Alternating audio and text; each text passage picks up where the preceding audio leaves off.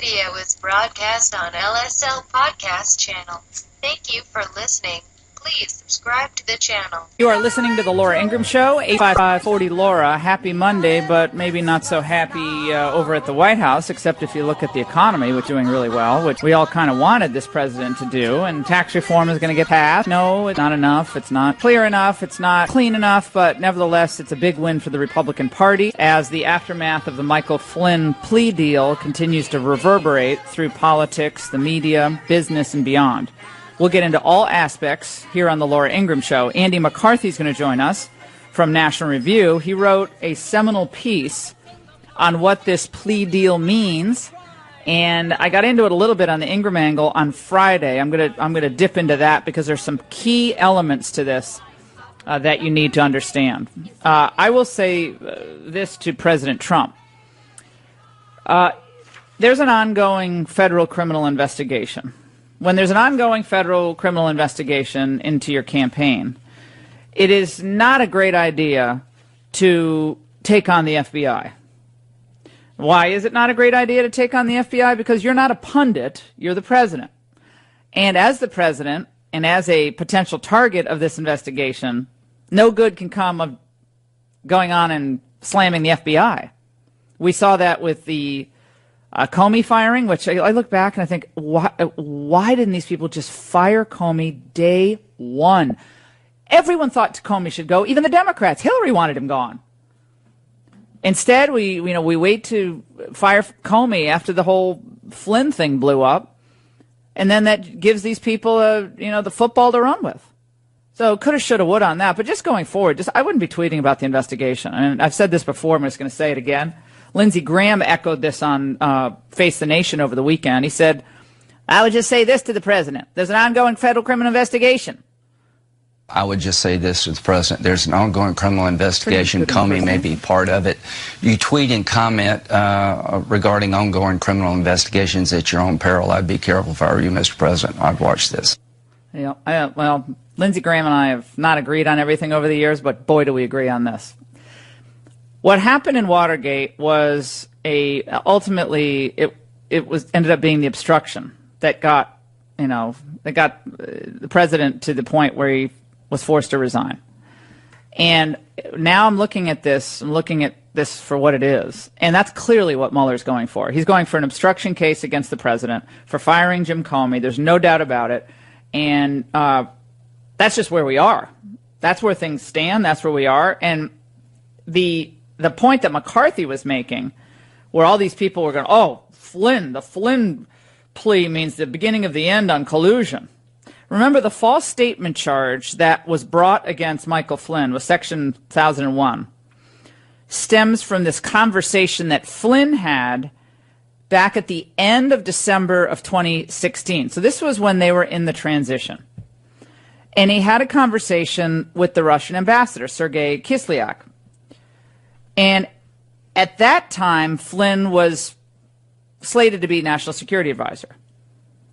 And the conversation with Kislyak happened on the same day that Obama announced these new sanctions against Russia for interference in the 2016 election.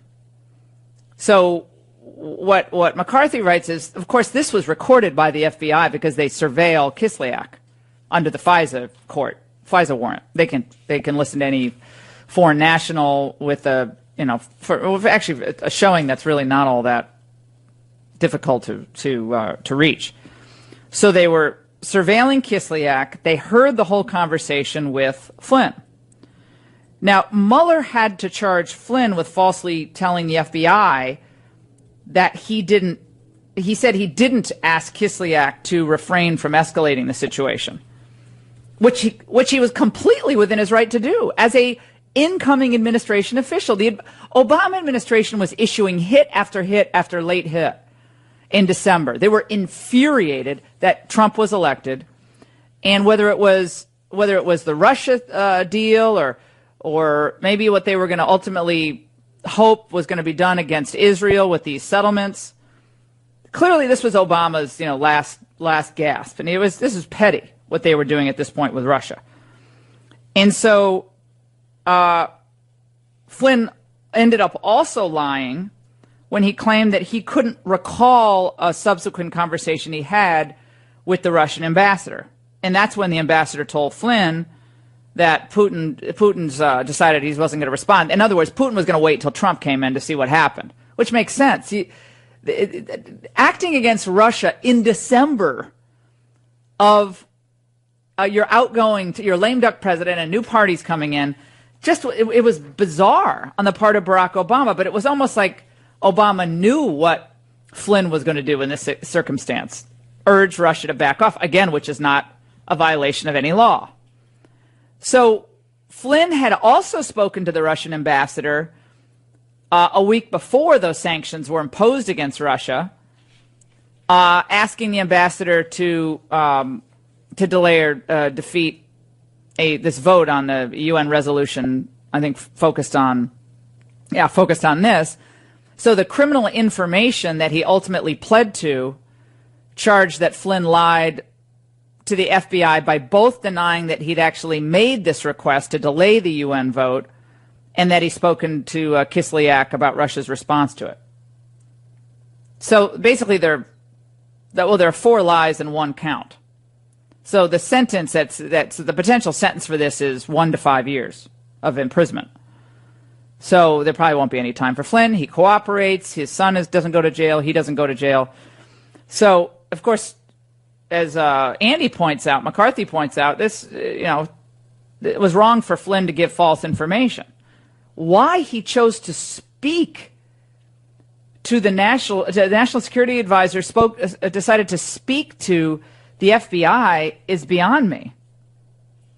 And it remains unclear why the FBI decided to investigate Flynn, because there was nothing wrong with the underlying conduct. Why did they decide to question him? They already knew what was on the tapes because they had the transcript. So why are they going to Flynn saying, well, did you talk to the Russians?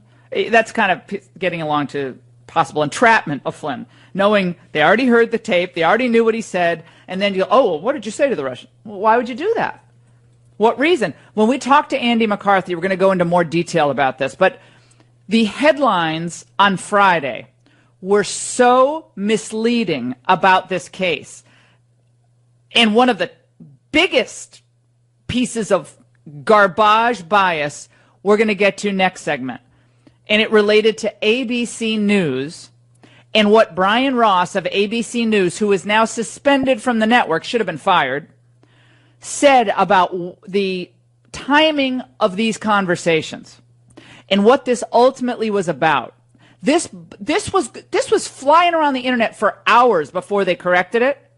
And I'll tell you why this is all important when we come back. 855-40-LAURA. And I want to remind all of you that this is the Christmas season. Advent began. We have our Advent wreath in the Ingraham household. We got our tree from Dan and Brian's, as we always do in D.C., the best trees in D.C. And I just love the guys who work there. They're so much fun. Oh, my gosh. I've known them for years. I mean, I've gone there since I had kids. So I've been going there for 9 years.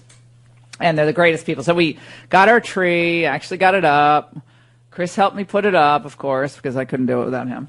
And we had a lot of fun. But it just reminded me, this is the giving time of year.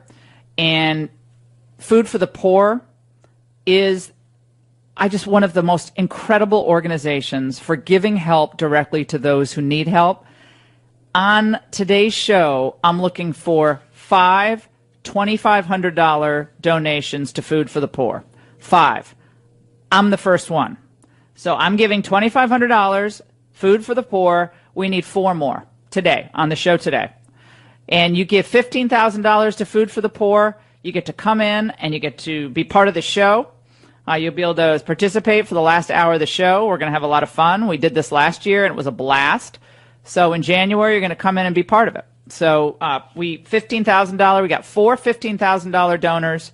We have 4 more $2,500 donors. And you can chat with me on the phone. You call in 855-40-LAURA. The banner is on lauraingraham.com. So make sure to click on that, or you can just call in 855-40-LAURA. Food for the Poor. Give what you can this year. An amazing organization. I kick it off with $2,500 today. Lee Habib's going to stop by The Charlie Brown Christmas special still goes down as the best. Why? Why does it withstand the test of time a half a century later? We'll talk about that and a lot more coming up. 2018 is right around the corner. Can you believe it? And that means your car is going to cost more to fix on January 1st. That's because it's another year older and parts cost more for older cars. So if you're out of the manufacturer's warranty, get the peace of mind that comes with extended vehicle service protection from CarShield. It's affordable protection that can save you hundreds, even thousands for a covered repair. They even have plans that cover your car's computer, your GPS, electronics, and so much more. So if your car is between 3 and 12 years old, doesn't mean you have to pay high repair bills. You can have your favorite mechanic or your dealership do the work, and CarShield will get them paid directly. Sign up today, and you're going to get 24/7 roadside assistance and a rental car while yours is in the shop. CarShield administrators have paid out close to $2 billion in claims, and they're ready to help you. Get extended vehicle service protection before it's too late. Call 800-CAR-6100, mention the code Laura, or just go visit carshield.com and use the code Laura, and you'll save 10%. That's carshield.com, code Laura. Investigative reporter Brian Ross at ABC, who sent Joy Behar into a...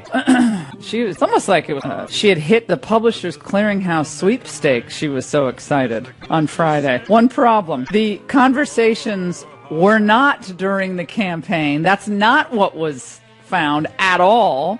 It was during the transition when they are de facto administration officials, already getting security briefings.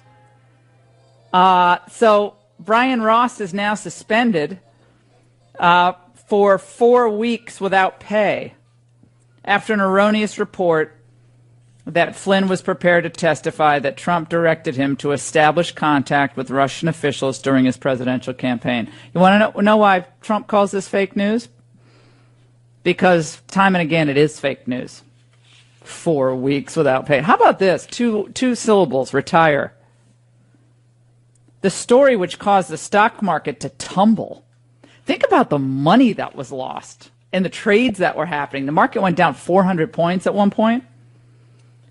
It was subsequently corrected by ABC News. It was shortly after the election. The network said in a statement on Saturday, ABC News said Mr. Ross's story, which was broadcast Friday as a special report, had not been fully vetted, just like our refugees coming into the United States. Through our editorial standards process. What is that editorial standards process, pray tell? What does actually qualify for vetting? Mr. Flynn pled guilty, of course, to lying to federal agents. We've already discussed this. This isn't the first time Mr. Ross has made a significant error. In the aftermath of the 2012 mass shooting in the movie theater at Aurora, Colorado, Mr. Ross incorrectly reported that the shooter had ties to the Tea Party. Mr. Ross said in a tweet that his job is to hold people accountable, and that's why I agree with being held accountable myself here. Now, it's one thing if you make an honest mistake, and the problem is all of Brian Ross's mistakes seem to cut against conservatives. In the case of Trump, goes right to impeachment and sends the stock market in a mode of collapse for hours on Friday. And you get 4 weeks suspension? Oh, without pay. Was he sent to his room without supper, too? That's just preposterous. Based on the vote we had last week, the stock market has been reacting unbelievably well. But the only thing that hurts it is the fake news, and there's plenty of that. Yeah, well, that's for sure. And by the way, speaking of, Chuck Schumer is still sticking to his guns on perhaps bringing the government to shut down because Donald Trump will not give amnesty to the illegals and put an amnesty in their stockings. Now, that would be a gift for Republicans, and it would really hurt Democrats. That's the only reason I don't think they're probably going to do it. But Chuck Schumer, who said 2 years ago, 3 years ago, whatever it was, 4 years ago, that you should never shut the government down because of a disagreement on policy. That was what he said when the Ted Cruz stuff was happening. Now he'll do it for the illegals. He won't do it for the Americans, but he'll do it to help the illegals. 855-40-LAURA. The name STRZOK, does that name mean anything to you? That's a lot of consonants in a row. Strzok. Strzok. Like my Polish family members have names with a lot of consonants. They're hard to say, but you just Strzok. An FBI agent who led the Clinton email probe was removed after texts critical of Trump. Again, there was never any sense that there was any bias in how they handled the Clinton email probe. It was all done, as James Comey was trying to indicate, the FBI was always above board in how they handled Hillary's destruction of all those emails, the private server, all of that.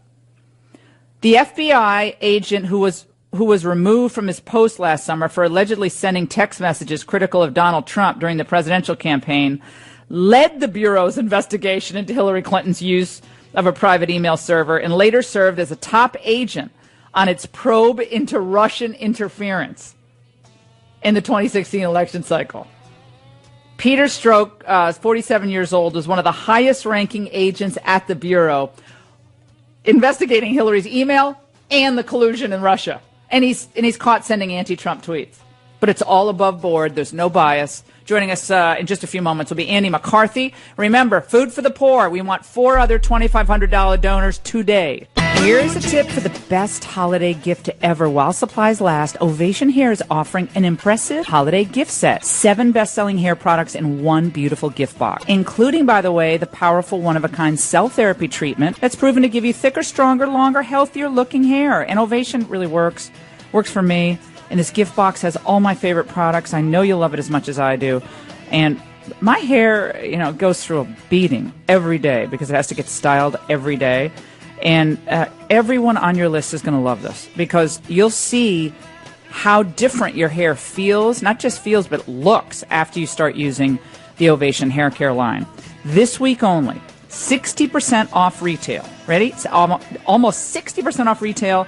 That means you save over $80 and you get free shipping now through Friday. So get all your shopping done in one place at ovationhair.com. You have special pricing, already special pricing. With new customers, you even get a little bit more off. Again, ovationhair.com, but always select Laura Ingraham at checkout. Is Di-Fi right or is Dersh right? Alan Dershowitz, Dianne Feinstein. You're listening to The Laura Ingraham Show, 855-40-LAURA. Remember, Ingraham Angle tonight, you do not want to miss, 10 p.m. Eastern. Fox News, Billionaire at the Barricades. Great Christmas gift. A lot of friends are bringing over, reams of copies, leaving them in my mailbox, saying, can you sign for Uncle Joe? Can you sign for... I love doing that. Yeah, they're great Christmas gifts. So make sure to order Billionaire at the Barricades on Amazon or Barnes & Noble, and you'll see the wild ride that led to Trump, going all the way back to, Reagan, even before Reagan, and all my personal experiences along the way, all the way back to Dartmouth College. Joining us now, I'm delighted he's with us, an old friend, Andy McCarthy, former federal prosecutor, of course, a great writer for National Review. Everybody always wants to know what Andy thinks about these legal maneuvers and the new news on Friday, of course, and the president's continuing to tweet about all of this, which I think is not smart, but he joins us now. Andy, it's great to talk to you, my friend. Merry Christmas. How you doing? Merry Christmas, Laura. How are you? I'm good. So who's right and who's wrong with what we know right now? Is Dianne Feinstein more right, or is Alan Dershowitz right on the question of obstruction? I know you just wrote a column called It Is Now an Obstruction Investigation. Tell us. Right. Well, I'm going to go all lawyer on you and say they're both a little right. Okay. In the sense that I think Feinstein is right that this is an obstruction investigation. That is, that Mueller is trying to build an obstruction case. And I think Dershowitz is right that the president had the unquestioned constitutional authority both to weigh in on whether Flynn should be investigated or not, and to fire the FBI director. I don't think the president can be prosecuted in a judicial court for taking actions that are judicially unreviewable and that he has the authority to take. But I also don't think that's the end of the matter. The remedy here, if they think he's abused his power, is for Congress to impeach him. So I've thought from the beginning, Laura, that Mueller knows that. I mean, there's no federal prosecutor who's going to get an indictment on the president. The president doesn't have to let that happen. So Mueller is a smart guy. He knows that. And I thought from the beginning that he's approaching this as, let's see if there's a basis to impeach Trump. Why did they in your view, question Flynn after he became National Security Advisor on January 24th, knowing that they had the transcripts already of the Kislyak conversations, and they knew that it was within their right to talk to Kislyak? There's no crime in that. So why would Yates and why would Flynn have agreed to it? There's a lot of questions, but take us through that, if you would, Andy. Well, I think the bottom line, Laura, is they were hoping he would say something that was different from what was in the transcript of the recording of the conversation they had. Is that not entrapment? That's not entrapment. Well, no, it's not entrapment if they have they have a basis to question him. I mean, I don't see why they would have had an investigation, but it's not entrapment if you tell the guy, as the Bureau typically does, you don't have to talk to us. And Flynn, of course, is a smart enough guy to know he didn't have to talk to them.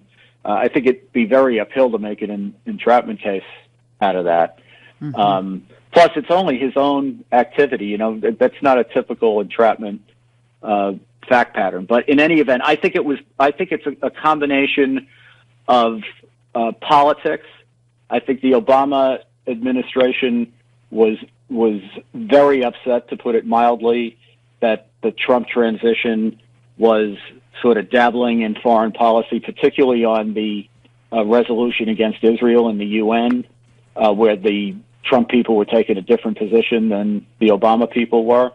And I also think Flynn got caught up in the moment where they were trying to promote the idea that there was a Russia plot to steal the election that Trump might have been complicit in.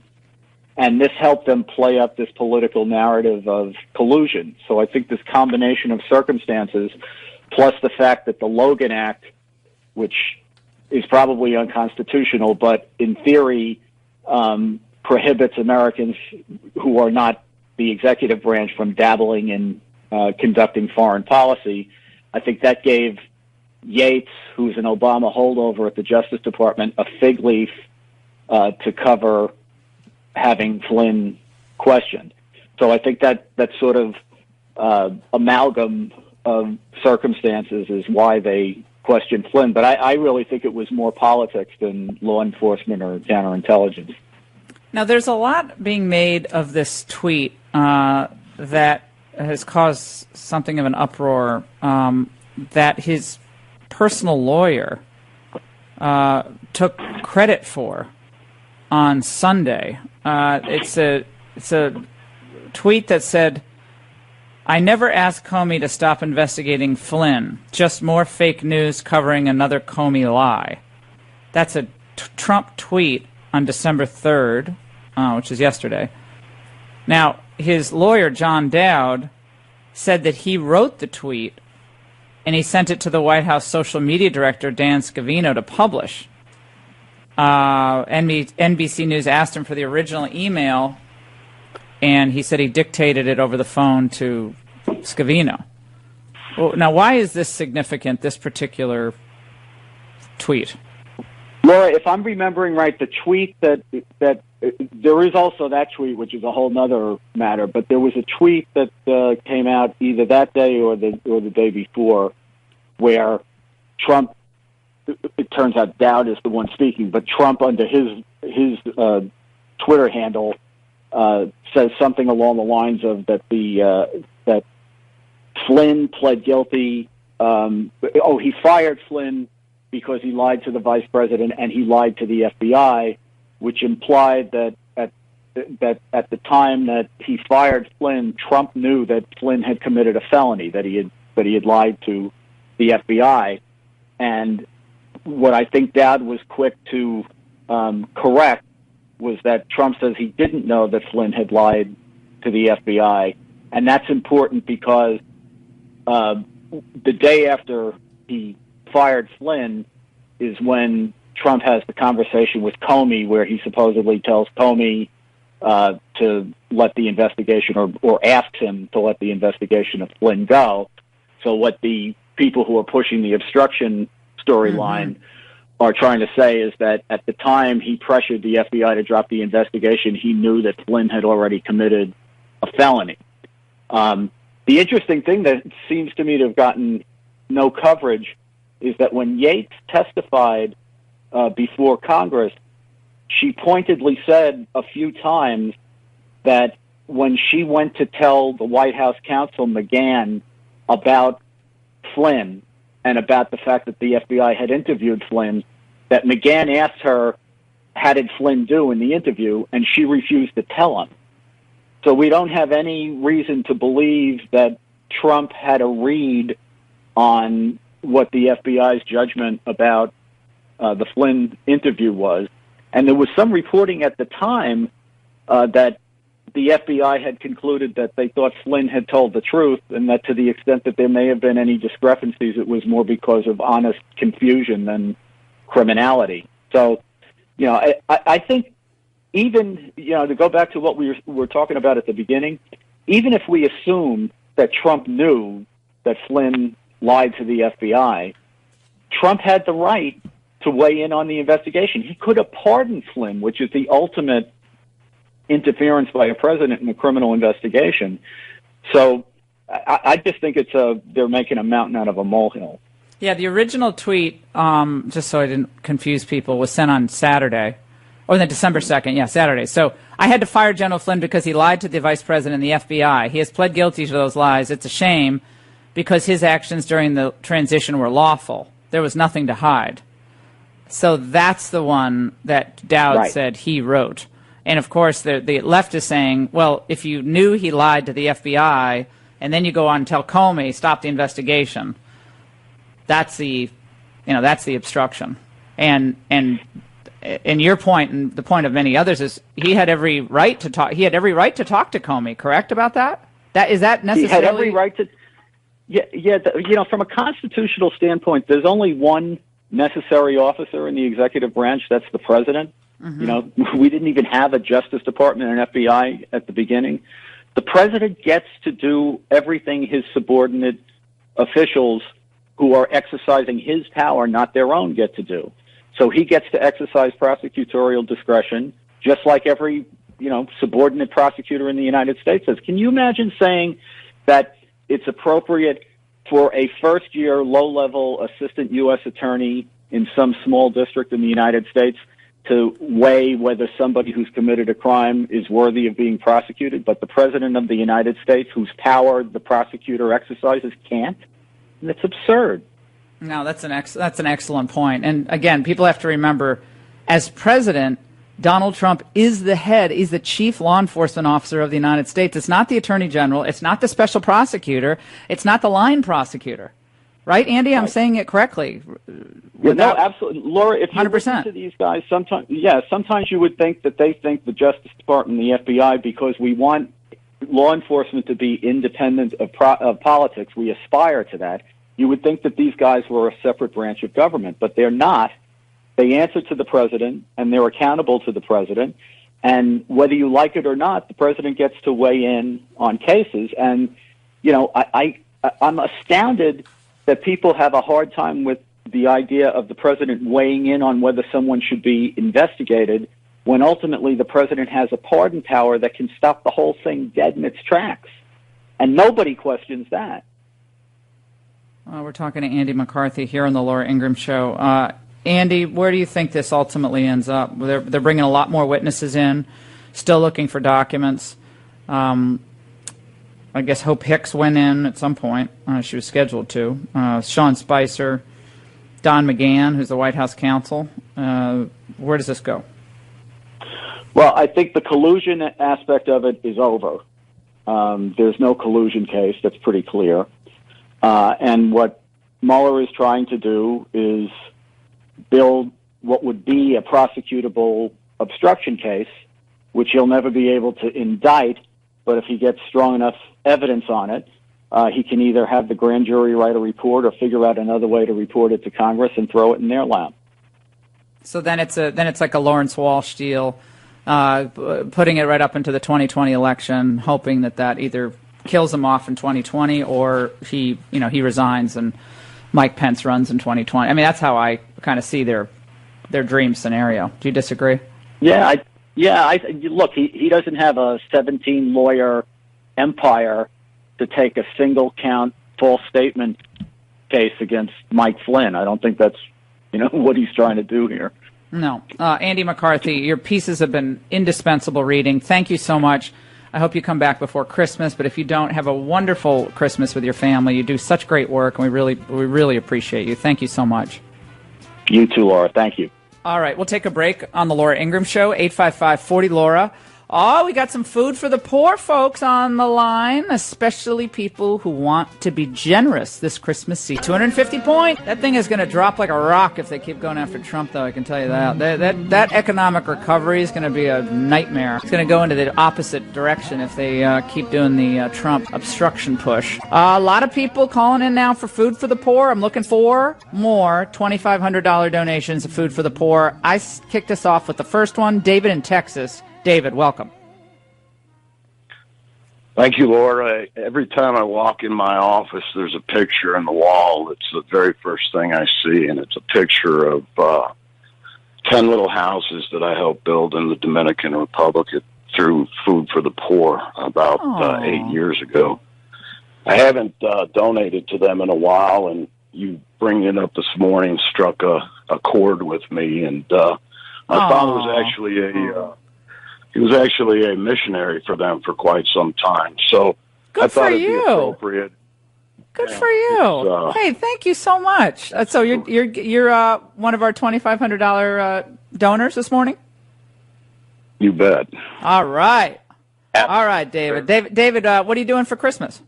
And let me just say this, Laura. With all the 501c3s out there, the Food for the Poor is one of the few of true giving and caring 501c3s. The amazing organization, and I highly encourage everybody to look them up.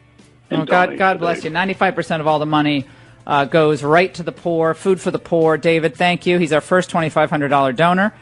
Stay on hold, David. We'll get all your information. Don't go away. Well, this narrative has advanced. Today, Donald Trump has tweeted out the following. Democrats' refusal to give even one vote for massive tax cuts is why we need Republican Roy Moore to win in Alabama. We need his vote on stopping crime, illegal immigration, border wall, military, pro-life, VA, judges, Second Amendment, and more. Noted Jones, a Pelosi Schumer puppet. 855-40-LAURA. Do you agree with Trump now going all in for Roy Moore? There is no room for equivocation. He is all in for Moore, as that special election is December 12th. Yeah, so December 12th is the election, and it's coming up. That was my dad's birthday, Frank Sinatra's birthday. And Elisa just told me that which I had somehow missed, that the finance chairman of Roy Moore made some comment about the 14-year-old accuser. She's now obviously an adult woman, that she was a problem child. And I understand there might be some other information coming out there. When I first saw her on one of the morning shows, I thought she seemed pretty credible. But it's funny, after I've watched the tape a couple of times, now I see why a lot of my listeners might have had more doubts than I did about her credibility. But I don't know. I do not know. But I do know that it looks like Roy Moore is going to win this election.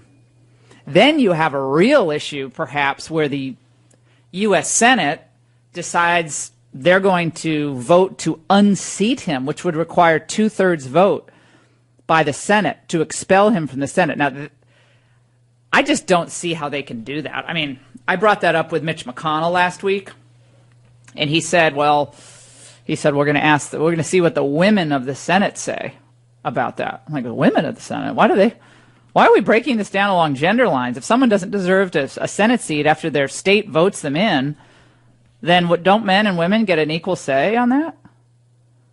But Mitch McConnell did corral those votes. He got the votes for the tax bill. It's not, again, it's not as clean and clear as I wanted it to be, but that was a big win. The market jumps 250 points. People thinking it could get to 25,000 by the end of this week. This market correction is going to be real, though. This market's going to have to correct at some point. But if you put money in the stock market, look it up, Elisa. How much money? If you put money in the stock market on the day after the election, in 2016, how much money will you have made? What percentage on return on your money? I know there's websites that are tracking that, but I just don't know it off the top of my head. Junkyard dog stepped on a rusty nail over the weekend. I'm going to put the. I'm going to. Oh, is he okay? Yeah, I've got to say, when Junkyard whimpers, you know there's something really wrong. Yeah, and right. I was throwing a tennis ball for the dogs at my house. Just throwing a tennis ball to give them some exercise, run along the driveway, and it helps dull the nails that they have, which rip my wood floors apart inside the house. I'm like, please run on the tar so you clip your own nails. So I throw the tennis ball, and all of a sudden, it keeps blowing. And so I run to him, and he's scared. Like when I run to him, and it was like the lion with the thorn, the old fable, in the paw, sure. Yeah, in the paw. And so it was his back paw. I turned the back paw over, and it was like a huge rusted nail. So, of course, I felt like it was like Rambo. I pulled the nail out. Ooh. He cries again. And then Maria starts crying. The whole house starts crying. I said, just get me some peroxide. He'll be fine. But the good thing about it is that it went into the fleshy part of the paw, not on the pad. Why am I telling the story? I don't know how I got into the junkyard. But it went in, and I put I couldn't find any peroxide, so I put rubbing alcohol. That must have felt good. Oh. And then I shoved some cotton pads in there, and he seems like he's doing really good today. I don't know how I got into the junkyard. How did I get from Roy Moore to the junkyard? Well, I was very excited over the weekend because all you Alabama football haters out there, you are all mad because Crimson Tide ends up making the playoffs because, Ohio State didn't. And there's a lot of haters out there. People are really angry that, they're very, very angry. So the playoffs are Clemson, Oklahoma, Georgia, and Alabama. Sorry, all you Auburn fans. Sorry, all of you Ohio fans. Sorry, all of you Ohio State fans. Sorry, all of you Notre Dame fans. And people say, well, Alabama always makes it. Well, that's not how you decide who makes the playoffs. If Alabama had lost that game to Auburn at the beginning of the season, there would be no question that they would be in the playoffs. But because they lost at the end of the season, that's why it threw them into such a mess. But again, Alabama will be against Clemson. I mean, they lost to Clemson in the national championship last year. So now it is New Year's Day in New Orleans. Only question is, Raymond and I are going to be going together. I have to go because if I don't go, they usually lose. That's right. If I don't go to a big game, they lose. So now they're all telling me I have to come. All my Alabama football friends telling me I have to go. So I don't know how I'm going to arrange that, but maybe I'll have to do the Ingraham angle from New Orleans the next day because the game's late. It's like 8. Yeah, it's an 8 p.m. 8:45 or something like that. Yep. 8:45 Eastern? Oh, my God, we're definitely going to have to stay overnight. Obviously can't come back that night. That's going to be fun. But it's Clemson, and then the national championship, I think is 2 weeks later, James. Is that right? Yeah, I think they take this it out. Well, they take it off because the kids have finals and things like that. Give them a chance to. Finals. Yeah. We're not studying anyway. That's not important. Finals. But I think an Alabama-Georgia national championship, that's what I'm looking at. That would be hot. Or Oklahoma hasn't made it for a while either, so Oklahoma would be fun. I actually wish Notre Dame made it. I wanted Notre Dame to be in the national championship. That would have been a fun. Alabama, Georgia might set the South on fire if that ends up being. That Georgia team is phenomenal. They are a great team, and that quarterback is great. And Jalen Hurts has just got to get his act together for this game because Jalen Hurts runs every play, and he'll never be a quarterback in the NFL, I don't think, but he could be a running back in the NFL. He's more of a running back than a quarterback, but he was a true freshman, and he brought the team to the national championship last year as a true freshman, as a quarterback, and he's really not a quarterback. So it's an odd deal. But old Nick Saban went to Charlotte to lobby for Alabama. Oh, yes, he went did. in his he had his crimson blazer on. He did the big push for Alabama all weekend long. But should Donald Trump, back to my other Alabama story, should Donald Trump be fighting hard for Roy Moore? Knowing 2018 is coming around, women, Roy Moore, da-da-da-da, it's a problem, yes or no? Let's go to Gail in Missouri. Gail, Merry Christmas. Good morning, Laura. I believe that the people of Alabama have a right to elect who they want to represent them, and I don't believe that anyone in the Republican Party or the Democratic Party have got a right to tell them otherwise. Well, that's what you would think, but they actually can expel him from the Senate. And Mitch McConnell, we can go back, James, and play that. That would be helpful. We could hear what Mitch McConnell said last week about this. He basically left it in the hands of the females in the Senate. And I followed up. James will play the soundbite. Let's go to Kevin in Virginia. Kevin, go ahead. Hi, Laura. I'd just like to say, with President Trump supporting Roy Moore, I'm 1,000% behind that.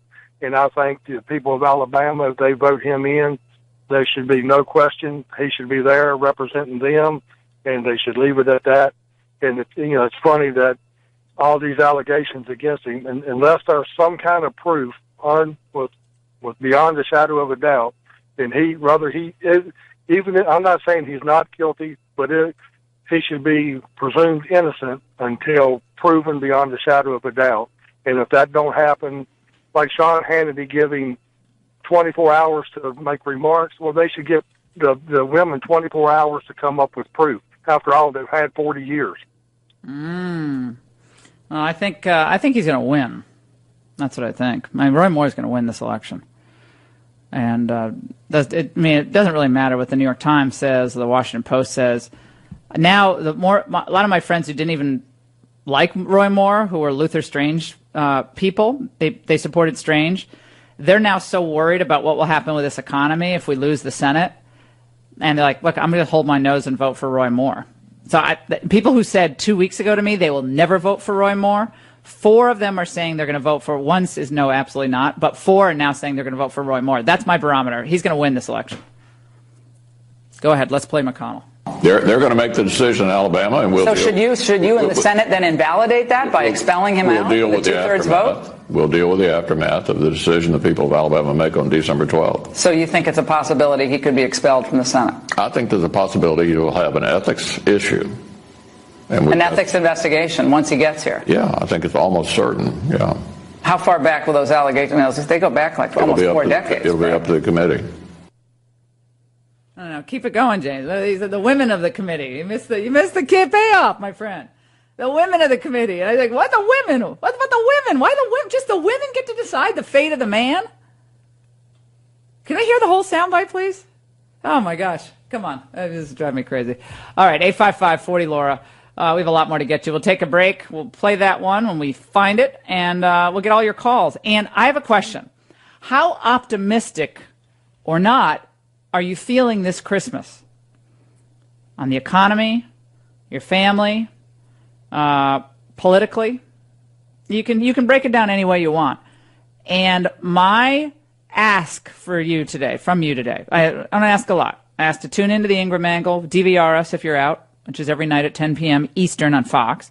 Listen to this show when you can, please. Support our great sponsors. And this time of year, I ask you to open your wallet, open your heart to Food for the Poor. This is a phenomenal organization. They are angels. They do the work that so many of us don't because we can't or we're not able to. But they do the work of not just feeding the poor, clean water and sustainability for those whose governments have turned against them, whose natural disasters have made it impossible to survive. I've seen it. I've witnessed it firsthand. And please be one of the 4 people. We already have 4. One donated. $2,500 donations today. We want 4 of them. I kicked it off with 1. We had David who kicked it off with another. And now we need 3 more. $2,500 donors, Food for the Poor. Go to lauraingraham.com. Don't go away. Everybody's talking about superfoods, those nutritionally dense foods that are especially beneficial to your health. Did you know that beets are one of the most powerful superfoods you can put into your body? They're loaded with an important nutrient that increases your blood flow, which increases your energy. But who wants to eat a pile of beets every day? Not me. But now you can get the energy benefits of beets in a powerful concentrated superfood drink, Super Beets. Only Super Beets is made from beets grown to exacting standards, then concentrated into superfood crystals.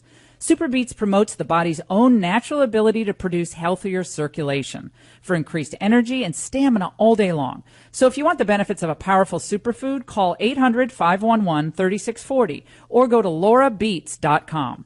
With your first order, get another 30-day supply of Super Beets free, plus indicator strips to see how Super Beets is working for you, and free shipping. So call 800-511-3640 or go to laurabeets.com today. 800-511-3640 or to laurabeets.com. If you've listened to my show for any period of time, you know how much I love Food for the Poor. They do what they say, and their financial integrity is unequaled. And I've seen their work personally. And right now, the people they serve need your help, as hurricanes, of course, have recently ravaged the Caribbean. News reports have stopped, and the camera crews, many of them have left, but the suffering continues. And that's why I'm asking for your help, because it's what Americans do best. We help people in real need. And you can save lives right now in the Caribbean. Just $50 provides food for a year and clean water for life for a child. And a gift of $250 does the same for an average family. Help Food for the Poor's amazing team help those in need. No one does the work better. I've seen what they do. I've seen lives saved and changed forever. Call 844-868-4673 or go to lauraingraham.com. Click on that radio banner, Food for the Poor. Please give what you can, $50 or $250. Every gift matters. Call 844-868-4673 or go to lauraingraham.com. I think probably a lot of people in America seeing what's happening in this economy, and we're finally getting China's attention. Trade team doing amazing work. We're pulling out of these international agreements that destroy our sovereignty and our freedom, our rule of law. And now people are seeing what's really possible when you focus on America first. And meanwhile, Washington is just spending most of its time, eating our recovery, eating its own, throwing around wild accusations, false reporting, fake news, and a prosecutorial team that is infested with pro-Hillary people. Several of the top lawyers working for Bob Mueller happen to be Hillary Clinton donors, supporters, and even one former lawyer for Hillary during the email investigation. So I would say a lot of Americans are watching this all play out and say, gosh, you guys end up being the enemy of the American people, the enemy of a real recovery, certainly the enemy of an administration that came in with a unique idea of ending our slavishness to globalism and focusing on getting Americans back to work. Every policy that they are pursuing is most focused on the American worker. That was a mandate in this election cycle. And now the left, all they have, and the never-Trumpers, all they have is impeachment, and he's crazy. We are living through the first screwball presidency in American history, where there's careening from one side to another. You don't really know who's in charge. The internal politics are crazy. The Republicans I talk to privately, the professional polls, are terrified. And I think because they're seeing the midterm election, they're wondering how to get the agenda back, and they think there is a chaos factor, to quote Jeb Bush, who predicted all this. Mike Murphy, who was paid, I believe it was reported, $8 to $10 million to advise the Jeb Bush campaign for that real successful run for the presidency. He's a genius. That same Mike Murphy who advised John McCain for that successful presidential campaign. Absolute intellect when it comes to politics and political trends. Mike Murphy, one of the 10 Republicans, Wikipedia tells us, to follow on Twitter. Oh, they said that in August of 2012. That was before another failed presidential campaign he advised. It's so funny to hear the consultants who have blown it election cycle after election cycle write President Trump's obituary. And it's so self-serving. I mean, at some point, it has to be just called out for what it is. I do so, by the way, in Billionaire at the Barricades. I call out all these consultants, every single one of them. Yeah, Steve Schmidt, Mike Murphy, Stuart Stevens, all of them get called out one way or another in the Billionaire at the Barricades. And so this book names names. I actually write this narrative that you can understand from beginning to end. And it does read like a political thriller, because it is. And the curtain is finally pulled back on their failures. And so now it's almost like Trump has to fail and has to be thrown out of office for them to succeed. Because otherwise they have no credibility whatsoever, except, in the halls of Meet the Press or ABC's this week, or any of the given Sunday shows or establishment media outlets that love to bring on Republicans that trash Trump. So if you want to work for a network as a conservative, you need to be able to trash Trump. And you have to be able to trash Trump regularly and probably say he's nuts. Or as Danielle Pletka of the American Institute said, that there's whispers that he's on drugs. I'd say, the whispers on people who are on medicated are the ones who've been medicated since Trump won the election.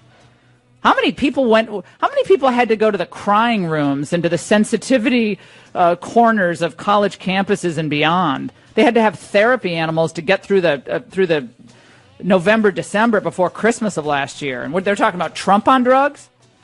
855-40-LAURA. Coming up, James Rosen. And what is your mood this Christmas? 855-40-LAURA. Are so special for many reasons. Not only do they actually teach the truth about the founding of our great republic, civic virtues, pride, patriotism, informed patriotism, character, real character. Do you know they're 100% financially independent from both the feds and the state government? So they don't have strings attached. Yeah. Well, with the money comes edicts and demands. You must do this, you must do that, you must be politically correct. Well, Hillsdale says, no, I don't think so. And that's where we come in, because we actually help, through our donations, keep Hillsdale private and keep them going. They do great work on charter schools across the United States, starting more than a dozen charter schools, online free videos, which help us understand the Constitution. Even our high school students, people getting ready for college. It's all free on the website. You go to lauraforhillsdale.com. You'll learn more about what Hillsdale does for education from K through 12, and of course, their great undergraduate program at Hillsdale as well. 97% of students get financial aid. 97% of students, they take no money from the federal or state government. Hillsdale College, go to Laura for Hillsdale. Well, then you hear people from the Justice Department saying we've turned over everything that we can, and we're complying completely. So there are two different sides to this. But Jeff Sessions has been pushed on this, and he pushes back as well. Well, and remember, he recused himself from the Russia investigation. That caused a big problem for Trump from the very beginning.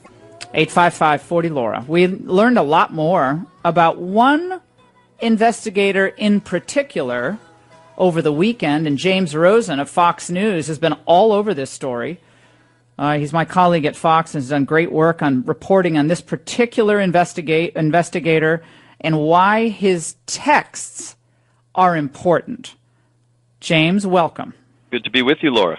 So tell us about this individual, and I can't say his last name because there are too many consonants together. Strox and a fox in a box? How do you say his name? The DOJ officials I spoke with about this individual are pronouncing his name as Peter Strzok. That's spelled Strzok. He is an experienced and accomplished FBI official. He had gotten to the rank of a deputy director of the FBI for counterintelligence. That's a very serious post. He was working on the Mueller team, the special counsel's office, but was removed after July and into August of this year, when it was discovered that he had exchanged texts with a colleague that could be construed as anti-Trump. This then launched a new investigation to go with the 20 or 30 other investigations we've all been drowning in by the Office of the Inspector General at the FBI. And that individual, as I reported over the weekend, and you can read the story at foxnews.com, is reviewing everything that Peter Strzok has been involved with to see if that apparent anti-Trump bias somehow factored into his decision-making or his role in other politically sensitive cases, starting with the Trump-Russia case from which he was removed by the special counsel in August, but dating back to his role in the FBI's handling of the infamous Trump dossier. That's what the clash over documents and witnesses is about. And also his very significant role in the Hillary Clinton email investigation. So significant was Mr. Strzok's role in that investigation that he was one of the people who was actually questioning Hillary Clinton in her one and only interview with the FBI on July 2 of 2016, just a few days before James Comey announced he was not going to recommend any prosecution for the server case. So he's now... He's a key guy. He's been in almost every big investigation over the past 2 years or so. The House Intelligence Committee, chaired by Republican Devin Nunes of California, has spent 8 months probing what the FBI did exactly once it got its hands on that anti-Trump dossier, and whether it was used as the basis for FISA surveillance on Carter Page, a former advisor to the Trump campaign. What we know about the dossier is that it was basically opposition research. It was prepared by an opposition research firm called Fusion GPS. It was bankrolled by the Clinton campaign and the Democratic National Committee. Fusion GPS went and got an ex-British spy named Christopher Steele to write it. He consulted with Russian sources. So what you have is an opposition research document filled with salacious and mostly unverified allegations about Mr. Trump. Or false allegations. These are false allegations. But and well, they're not all pertaining to Mr. Trump. Some are about others. But and this made its way into the hands of the FBI in July of last year, and the FBI launched a counterintelligence probe focused on Russia that came to encompass this surveillance on Carter Page, a Trump associate. So the question is whether the opposition research funded by the Democrats was used by our top law enforcement officials to spy on the Trump campaign, in essence. That's what Devin Nunes has been seeking to investigate for 8 months. He has issued 3 subpoenas. You heard House Speaker Paul Ryan in the clip you just played accusing the FBI and DOJ of stonewalling. One of the key witnesses they wanted access to was Peter Strzok. That was just granted this weekend when all of this news about his text broke. So he will be testifying. Again, there's a lot for people to chew over in what you just said. And I think people get lost sometimes in the details, but the details are actually really important here. So for everybody to understand this, Peter Strzok is a former, or is he gone? He's gone, right? No, he's still at the FBI, but he was moved over to the Human Resources Division after these texts. Wait a second. So now when someone complains about someone else being biased, they go to Peter Strzok to have that. He might just be sending out the holiday newsletter. I'm not quite sure. Okay. That seems interesting to be going to Human Resources, though. That's kind of funny. So this guy who was sending around texts that are interpreted to be anti-Trump, which, do we know what the texts actually were, or what did they say? Okay, so that means they were very anti-Trump. If they're thought to be anti-Trump, they're clearly anti-Trump. He's removed from the investigation. From the Russia investigation by Bob Mueller. That's right. Okay, so removed from the Russia investigation.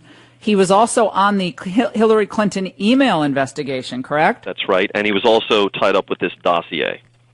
Also tied up with the I mean, how many people... That's why... I have a question, James. Hold on, because there's so many questions. I have a question. Do we know how many prosecutors or investigators worked on both Hillary email and Russia? What does that Venn diagram look like? How much of an overlap is there? I would suspect that it's a fairly limited group.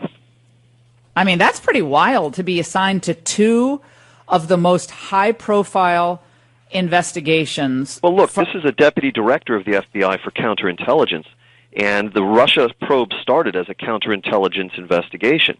Was it started as a result of that dossier? That's what the Republicans on the House Intelligence Committee have been trying to investigate. That's why Speaker Ryan is trying to get them to turn over this guy, and they finally agreed this weekend to do so, a bit belatedly.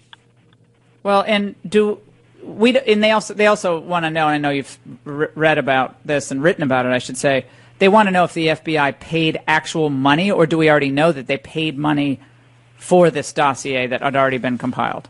What I understand is that the FBI agreed to pay Mr. Steele, the author of the dossier, but never did so.